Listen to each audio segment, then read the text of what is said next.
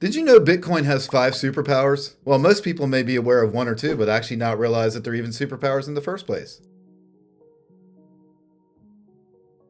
First, welcome to the Crypto Bullseye Show.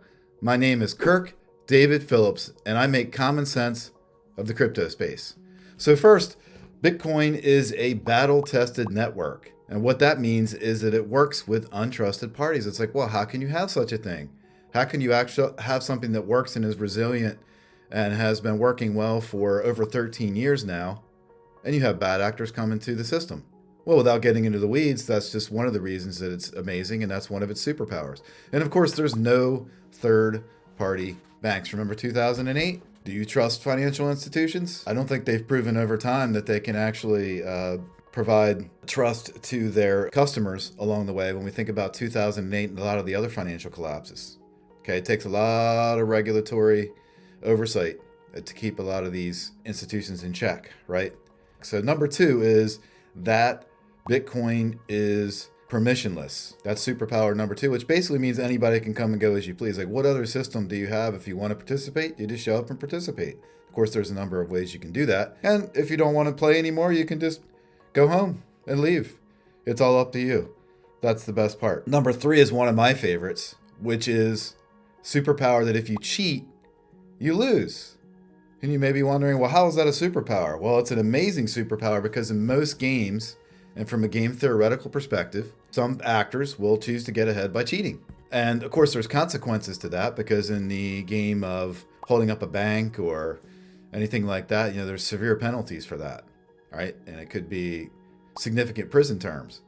But those things don't stop people from doing these type of things and from committing serious crimes. So even though there's consequences, people will still cheat, especially when it comes to stealing money. So in this particular game, if you cheat, you lose. Well, what's that mean? It means you can't cheat and actually take the money, even if there are consequences. You actually will choose. So actually, it incentivizes actors to play by the rules. You play by the rules, you win. And if you cheat, you lose. That's brilliant. And that's one of the things that most people don't talk about. All right, number 4 is that Bitcoin is an immutable ledger. It's the immutability layer. And it's like, well, what's that mean? That old fancy word, immutability. It means you can't change it. It means you can't alter it. It means you can't rewrite history. That's what immutable means. So we've never had anything like this before in human history. At least I can't think of an example where the Bitcoin ledger is immutable. It means that it's not feasible to rewrite history, which in the world of fraud, that's where a lot of fraud takes place, especially financial statement fraud and other types of things, is altering documents, altering ledgers,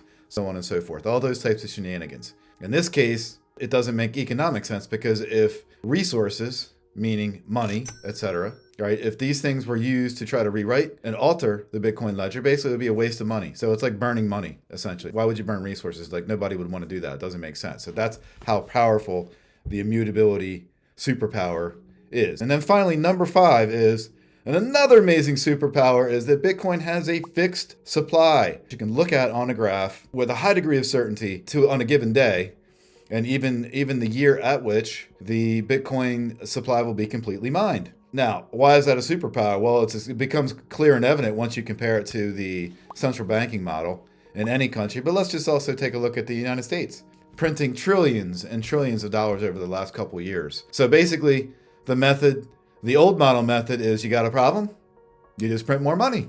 That's how you fix it. Every time you got a problem, print more money. Either that or you just turn the valve on interest rates. That's it. Now, does that sound like a long-term viable solution? Does that sound like 21st century problem solving? I don't think so. So this fixed supply means that Bitcoin is the rarest asset on the planet. And when you have a rare asset, it will eventually become extremely valuable. That's it for now. Thanks for supporting. Please go down to the bottom here, like, share, subscribe. That's what we need to keep this channel going so I can give you and share my 10 years of crypto intel, keep this going, and continue to give you great golden nuggets. Thank you.